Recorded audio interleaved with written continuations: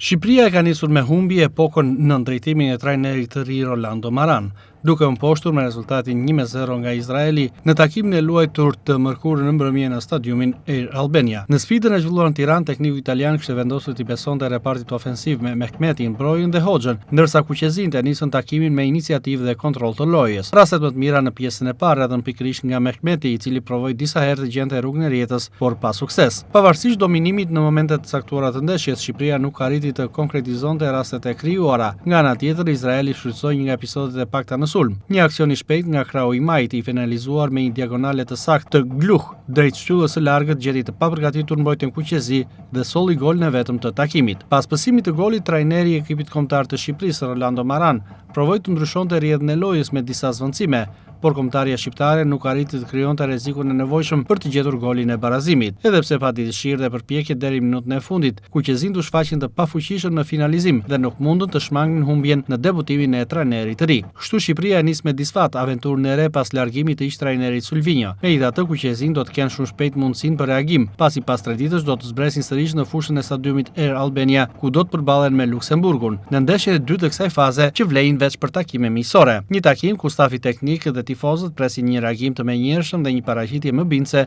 nga përfaqësuesja kombëtare e Shqipërisë.